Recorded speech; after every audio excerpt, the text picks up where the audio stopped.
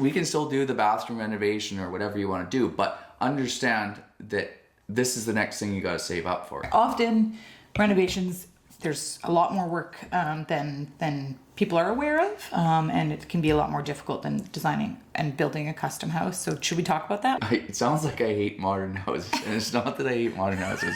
It's just that sometimes some ideas that come out of it just don't make sense. Jordan doesn't like flat roofs. Yeah. He doesn't like roof pools. You're like, oh, this will be a perfect place to put a door. Okay, let's go. Opening the walls and being like, Yeah. yeah. Sorry, go I don't do that though. That's good. Unless it's rotten. And then it's just kind of shitty conversation and be like, okay, so we got a different project now. That is, as Jordan would say, a depends answer. We don't really know. So if you want to, you can. And we know that nobody likes depends. Oh, the diapers or the word. Yeah. Hi, this is episode 12, Better Building with Buck. How are you doing today? Today we're going to talk about renovations, and hopefully there'll be some information that you guys can get excited about today or find relatable. Yeah.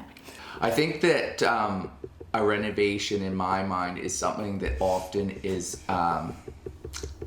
the scope of the work is usually twice as big as what you think it is. For sure. It's always underestimated the amount of work that is going into a reno. Like, yeah. It's, yeah. I always try and tell people that doing a renovation is like building a house with a house in the way. And so you could imagine how that's complicated.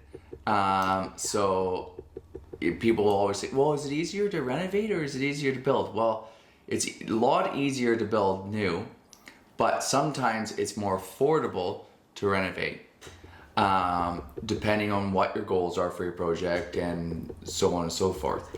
And often sometimes people are feeling like renovating is the option for them because they want to be in a desired neighborhood and can't afford to knock down a house or deconstruct a house to be able to get to the goal of the new constructed house of their dreams. Or the family's grown and they've grown, out of the house and they just need an extension, a couple extra bedrooms. Another reason. Yeah, should we talk about reasons? Yeah, People sure. Renovate? Yeah. Like, okay, so Jordan just had you just had the reason of the neighborhood. The kids are in a good catchment. They don't want to move. That's kind of what you were getting at, right? Like they live like.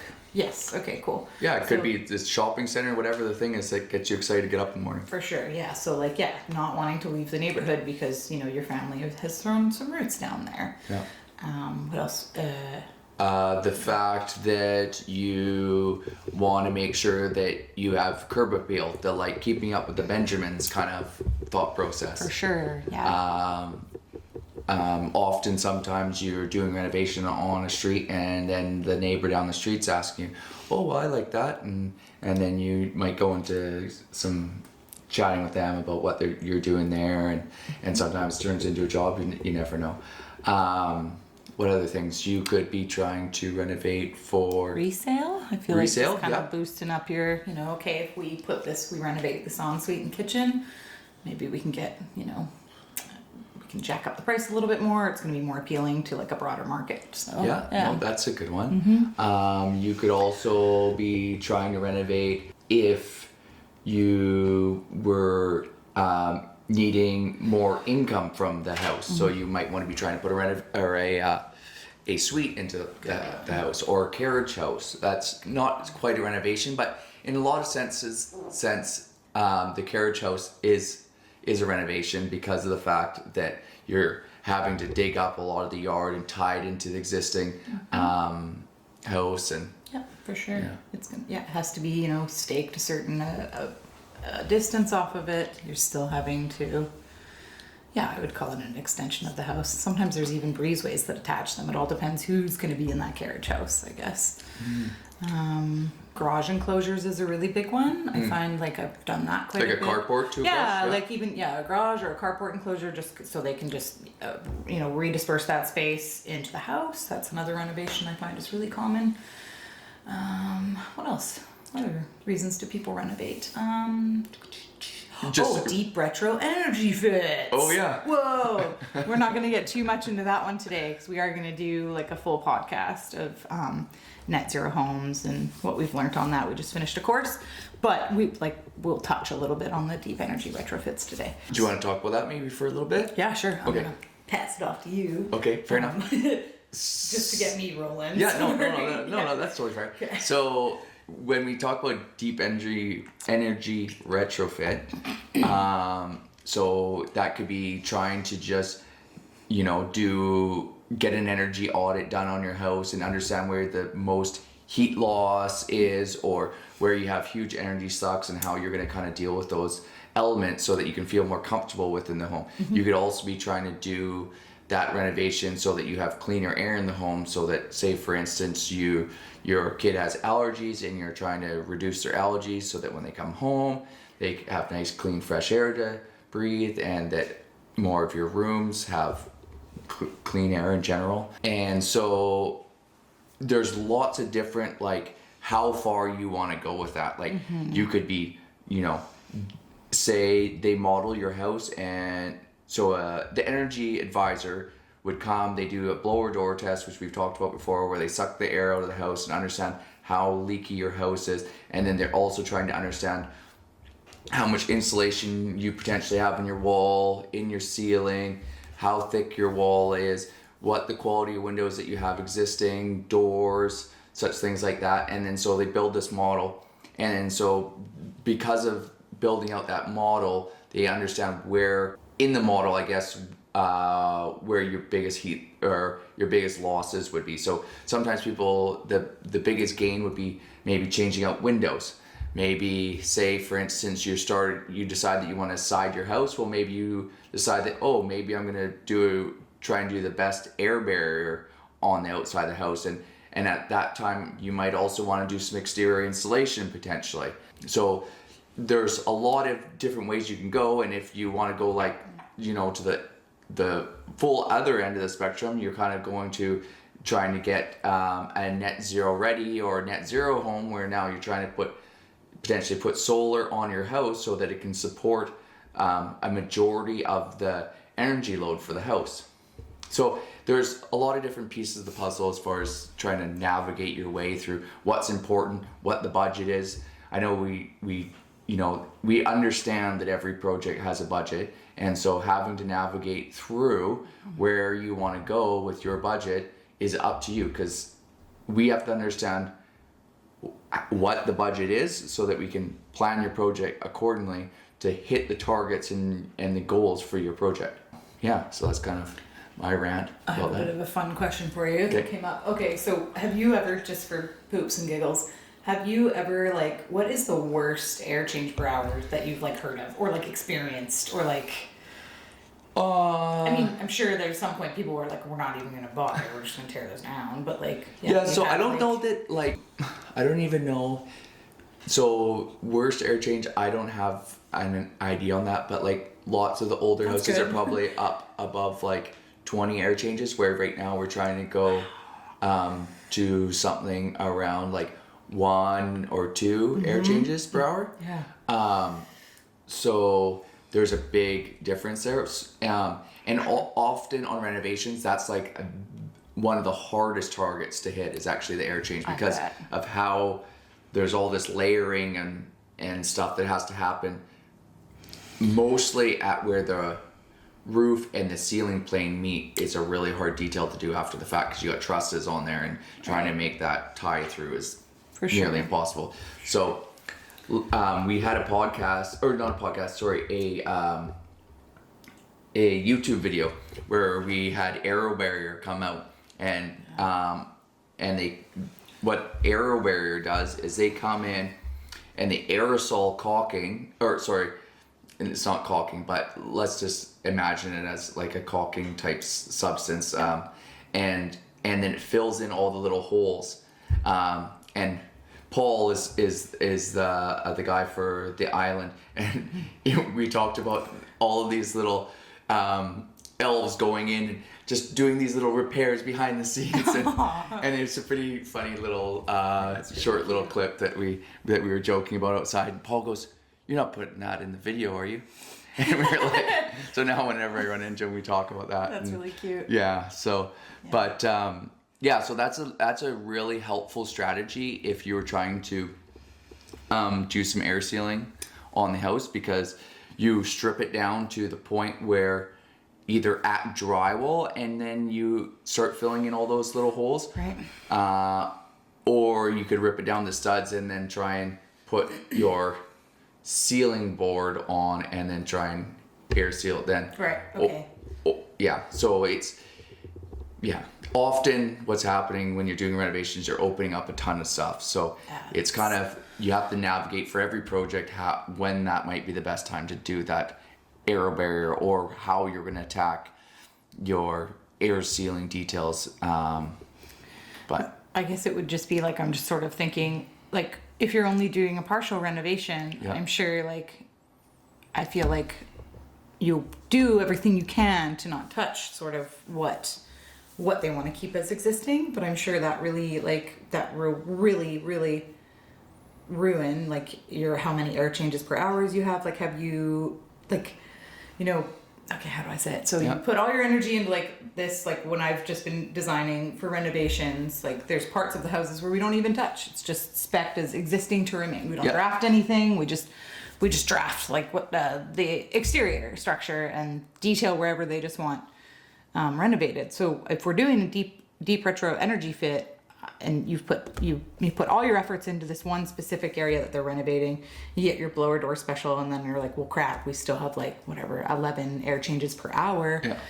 What do you do in that case? Like, I mean, do you just is it the smoke? Like, do you do the smoke? no, thing, or it would literally be you're either going the full tilt. going harder. Okay, gotcha. Yeah, so Okay. you could do a good job of your air barrier in the new construction, Yes. but it'd be really hard to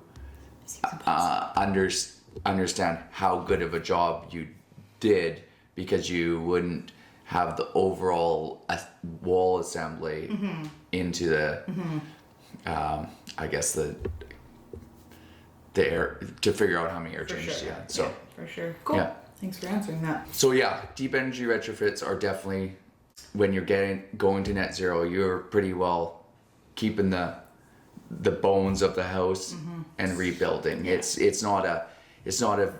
a pretty invasive Yeah. project. Yeah, you can't come in and be like, well, we're just redesigning our foyer and we're Yeah. gonna try to, you know, have some things that attribute to net zero. It's like, well, no, that's not gonna work. Yeah. Like, yeah, cool. But the thing is they chatted a little bit about that at the Canadian Home Builders Net Zero course, was that you can still do it in phases. So like when Right. I said Yeah. you did this renovation and you dealt with, you know, you obviously had to put siding on there. Well, now you did an exterior air barrier in there, and now, for instance, you leave a little piece of material behind the siding on the existing house, so that when you eventually pull off the siding on the, let's call it the main dwelling or the existing home, yeah, okay, yeah. you're able to then tie your old work into what now will be your new work, and then you're kind of working that out in phases, and then when it's all said and done, you know, over, let's maybe say you do it over 5 years or 10 years or whatever your budget will allow, then you eventually go, okay, now we're going to do that final test and figure out where we're at. Yeah. Cool. Interesting. Yeah, so it feels like it would be ambitious to do it that way, but I think it definitely could still be done. And I can see the desire for it too, Yeah. with the big push with the province, and I can see the desire for it. yeah, Absolutely. We should talk about roofs and Yeah? renovating roofs. Okay, 'Cause cool. I don't have an understanding of, like, you know, you've tried to explain it to me in person when we've been designing and stuff, but like, yeah, I want you to talk about how existing roofs are going to tie into new roofs. Maybe if you can, like, that is going to affect a deep retro energy fit. It's probably going to be a pain in the butt for just like a regular renovation too. So are we talking about it as far as the tie-in, or are we talking about it as like to do it as the energy Okay. portion of it. Why don't we, because we're only doing renovations today, we agreed we weren't going to do net zero because it's going to be a big podcast. So let's move on from deep energy retrofits. And then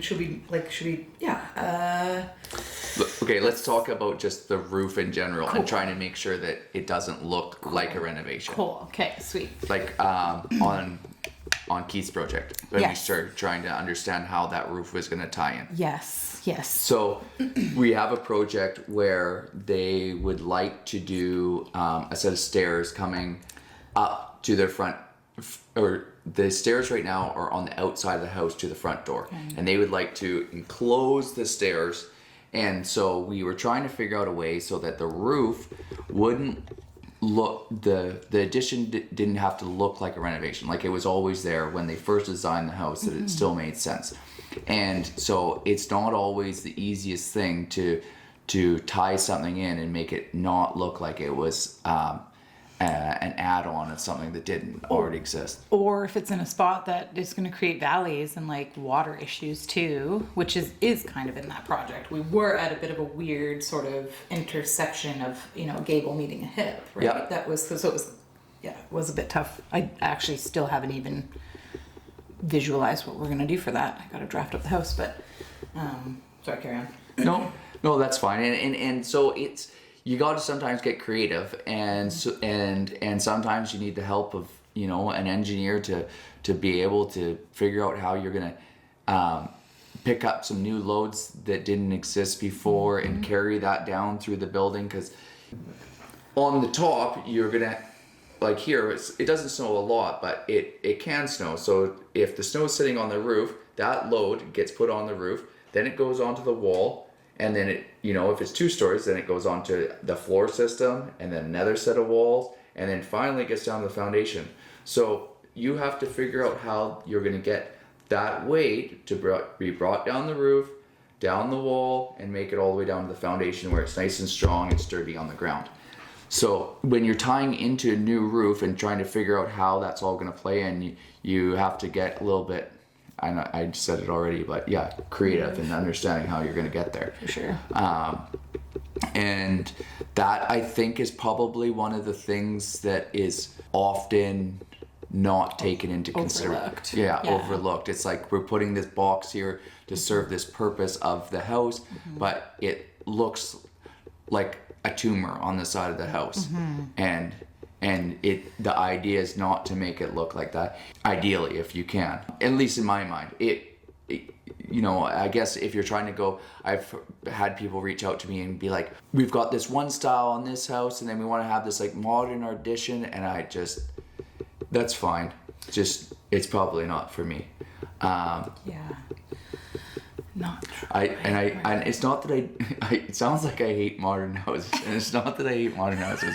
It's just that sometimes some ideas that come out of it just don't make sense. Jordan doesn't like flat roofs. He doesn't like roof pools. Very opposed to those. Okay, I just had a thought of what else we could go into with No, that's okay. Yeah, I had another good direction for us to go into. Okay, let's talk about this.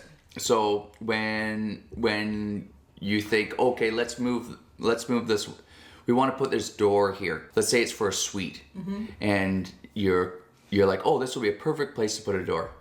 Okay, let's think about this. Do you know if there's any plumbing or electrical in there? No. Okay, so do you think that we might need a plumber or electrician to do this? Okay, yeah, we're probably gonna need a plumber and electrician. Maybe not, but let's think we do. Okay, is this a bearing wall? I don't know. Okay, well, we gotta figure that out. So then we go get the plans, try and figure it out. And so, what seems like I just wanna put a door here is much larger of a project than you at first may appear. And then sometimes you have things like fire separation. Just gonna say that. I was like, you put that door there, and like it's next to like the other, like the principal residence. They're not, they won't let that fly sometimes. It's against code. You have to be a certain distance away from the existing dwelling versus like the secondary. So it's another thing that we'd have to plan for and consider. We would also have to consider like for just such a basic renovation, we would also have to know how much that house is set back off of the property line if it was like a smaller lot to ensure that we could put that extra penetration in there. I guess we could use like one without glazing, but yeah, just something else to consider. It's not as small as just putting in a door. Sorry. Yeah. Yeah. And maybe on the top floor, maybe there's a point load that's coming down for the trusses that you that carries down the wall where you're thinking you want to put your door, which maybe not as obvious when you're looking at, you know, the house from the outside, and may not even be apparent to, you know, somebody that doesn't build things at all. Do you have enough space as per the BCBC building code for like path of travel, the exterior path of travel to the secondary suite? Or is that going to be impeded by like boulders and stuff? Oh yeah, stuff that's a like good thought. Yeah, so there's tons that go into a renovation that I guess people don't really see. Well, you give the renter a pair of hoofs. Excuse me. No? Billy goat? Yeah. Yeah, nice. Here. we actually rent to goats here. Yeah, sorry. Sorry. Yeah. It passes our code. Goats on the roof, Coombs is full occupancy. This is all we got. We did mention, so I think at the beginning of the podcast we said like often renovations, there's a lot more work than people are aware of, and it can be a lot more difficult than designing and building a custom house. So should we talk about that and why why it's harder for me as a designer and a draftsperson, why it's harder for you as a builder? Yep. Break that down. Cool. Do you want to start or? Sure. So it goes back to trying to build a house with a house in the way. Maybe I should start. Yeah, you start. Because I'm the first. Yeah. It goes through me and then it goes to you. Yeah, that seems okay, fair. Cool.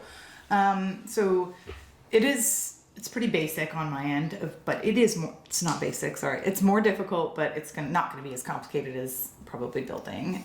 So I guess the reason why it is already a bigger amount of work is, for the most part, every local government requires, if you're doing a renovation, they're going to require that you have a full your existing house drafted up as is, as well as the renovation as is. So basically we're drafting two houses. There's two houses that we need to keep in mind. Both of these houses need legends. They need, specifications, notes on them. So it's like a 2-house project. Just keep that in mind.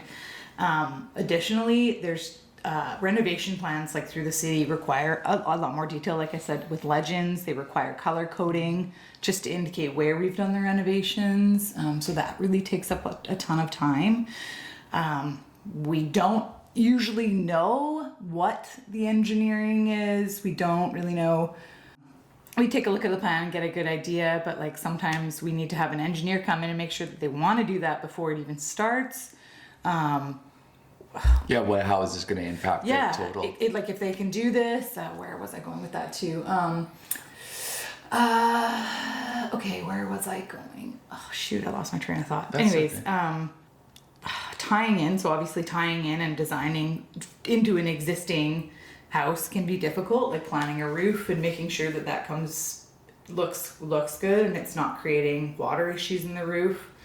Maybe you can pick up and I'll just keep thinking. Yeah, no, that's fair. Yeah. What I was thinking about when you were talking about the engineer is that, lots of people want to have this open concept. And so now, to get an open concept, there's big beams and stuff that need to potentially hold up your second floor. But then that also, on either end of that beam, creates huge point loads. Yeah, and also like you may open up the floor joist and be like, this is 8 inches thick. Like now we have to go up to a higher floor joist or something. Like, sorry, I'm dipping into your territory now. No, that's opening the walls and being like, Yeah. Sorry. I don't do that though. That's good. Unless it's rotten. And then it's just kind of shitty conversation and be like, okay, so we got a different project now. Remediation? Remediation. Yeah. Or like, how are we gonna, this is, we gotta now fix this thing before we can move ahead. And how far does that rot go? And how much of that budget's gonna be eaten up by trying to fix that rotten area?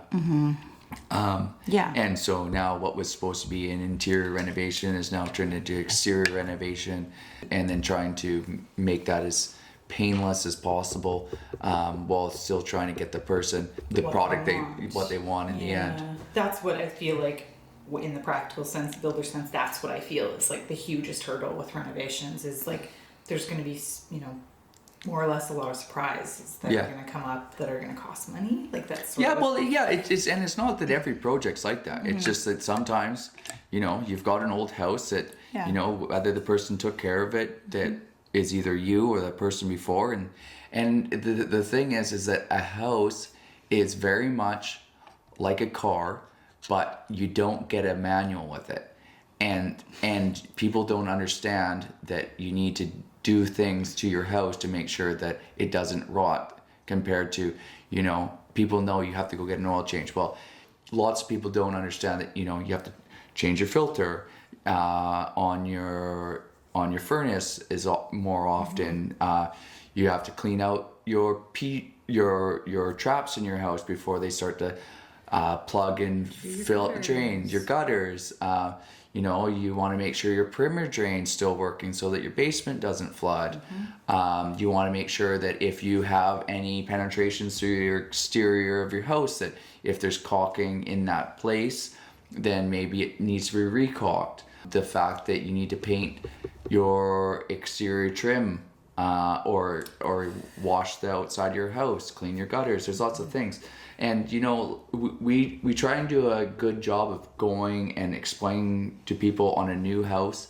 And also when I go to somebody's house for a renovation, even if we're doing an interior renovation, I usually do a lap around the outside of their house to understand that if you have something wrong with the outside of your house, it really doesn't matter what you do to the inside, because that is the bones in the skin. Yeah. Like that's sorry. No, that's the fine. bones in the skin of the house. I feel like that's the most important part of the house. Yeah, and it is. And so if you can't, if the outside of the house is not in good condition, there's literally no point in doing anything to the inside.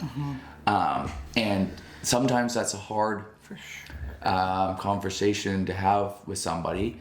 And sometimes it's that I'm just sharing that with them and saying, hey, we can still do the bathroom renovation or whatever you want to do, but understand that this is the next thing you got to save up for, and that it's not a, I can do this in 10 years type of situation. It's like, you got to do that more than likely sooner than that. Yeah. So figuring out how to navigate that.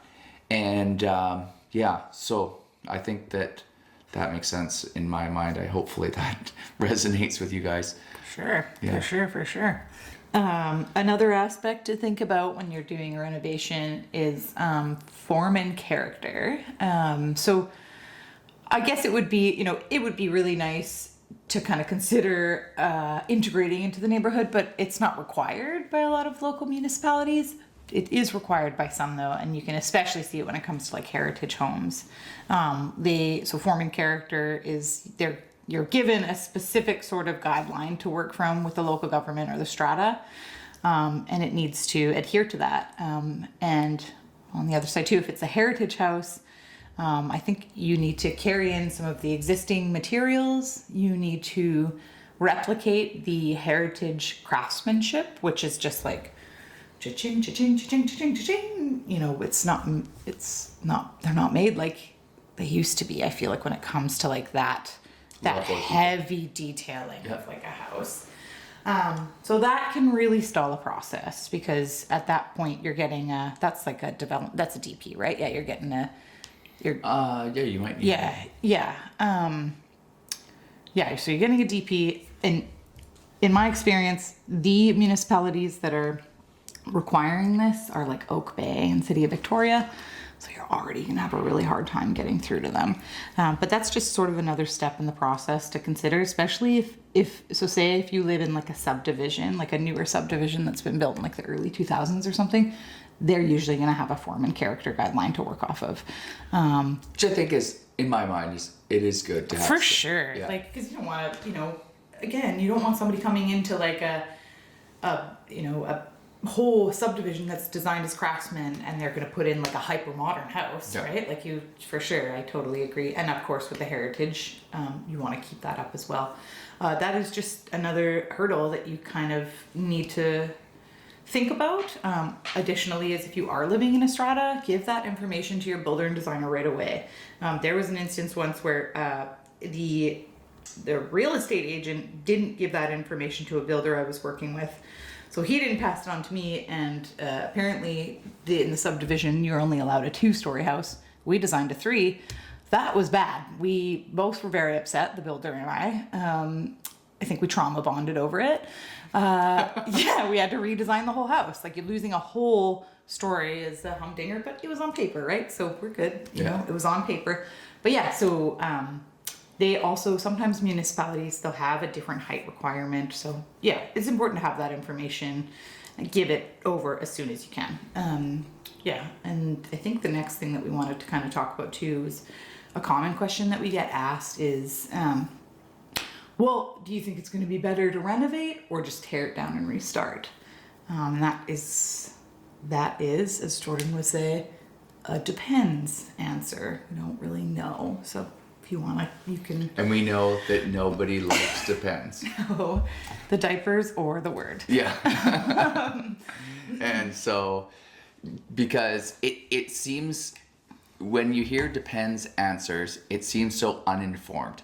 But when you don't have all the pieces of the puzzle, and that's another reason why, like, having a pre-construction contract or somebody that's actually going to put the effort in and guide you through those steps to get you to where you need to go, there is some time and effort that gets put into that. It doesn't just magically happen out of nowhere. Yeah, I would be terrified if somebody came into my house and was like, just, without looking at anything, was like, let's just renovate it. It would terrify me. Yeah. Like, sorry, Karen? No, that's totally fair.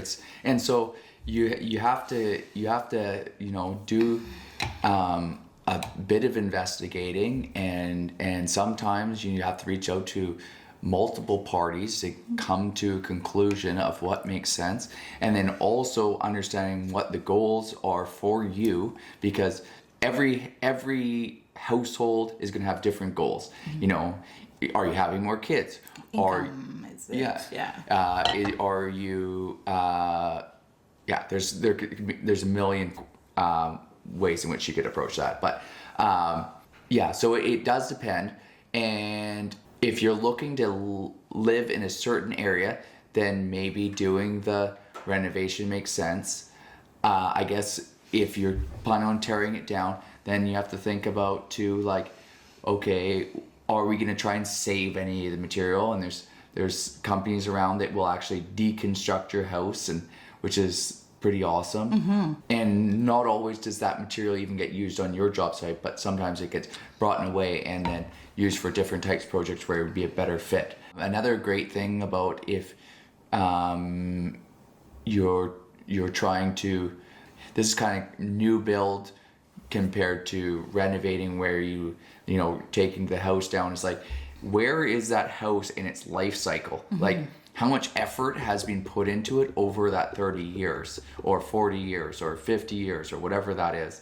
And is it close to where it needs so much work that it does make sense to just start over because there's not anything that's worth saving? That's like the best type of situation where you're tearing down, trying to save as much material as you can, and then building something new. You get to save on the foundation, which is a ton of concrete, which is I can't remember the percentage, but it's a crazy percentage of the world's carbon emissions. Oh, is concrete. for sure. Yes. Yeah. I have like 18% in my mind, but I don't know if that's the number. There's a lot of things that are built with concrete, so it's not like, it's all just foundations that are that, but there's sky rises, there's some places they do streets, there's bridges, whatever. We can you go down that real quick. I mean, still though, that's massive for a homeowner, like saving on an entire foundation. Yeah. But granted, the foundation is okay. Yeah, right? Like, that's I mean, true that's too, a whole right? other story. Yeah. Sticking with, I think, sticking with like the same foundation is, I think, would make the process definitely simpler. You might be able to get away without getting a survey as long as you're not like dipping into any. No, I take that back. Maybe we'll cut that out of there. Oh, Yeah. oh, that's fine. I mean, you're still going to need the height, right? And so you need a survey to have the geodetic values. So regardless, yeah, you're going to need geos. And actually, that one guy I had when we were at the net zero course, he had brought up about how, you know, how little steel was potentially in older foundations. Do you remember him chatting about that? Yes. Yeah. And so that's another thing to take into consideration. Is like, it'd be nice to save that foundation, but what kind of foundation is that? Like, there's places in Nanaimo that it's what they call it, cobblestone foundation. Wow. Yeah. I'd love to see that. Sorry. Yeah. Yeah. And so now you got rocks and mortar, which is not super earthquake friendly, as you can imagine. Just envisioning walking around that house in like a white nightgown with like a candlestick and like it's just an old house. Sorry, wow, cobblestone foundation. Yeah. Okay, sorry. No. Let's move on. No, that's fine. And yeah, so it is. Every project is a prototype, and you have to figure out how to navigate it. And that's why a builder or a general contracting company that has a experience and has been doing this for a long time can help navigate you through what makes sense. Trying to do it on your own would be extremely difficult because of the fact that me, who does it all the time, I still would have to, you know, get a bunch of parties together to try and come up with the best solution. So don't think that you have to do it alone. We're here to help. And so if you're thinking about doing a renovation, you should think about getting the right team together, doing some integrated project design, and coming up with some solutions and goals for your next project. And Renovations, I want to thank you, Jordan, have just, you know, become so much simpler with your advice, like behind me all the time. So thank you. Yeah, it's awesome to have a builder. I'm stoked to have you to help us get everything sorted out. Thanks, Jordan. We're stoked to have Caitlin, our creative director, behind the camera. Yeah. Well, yeah, I appreciate that you guys spent some more time with us and sat at the table and heard us discuss about renovations, and we look forward to seeing you on the next one. Yeah, thanks everybody. Have a great day. Bye for now.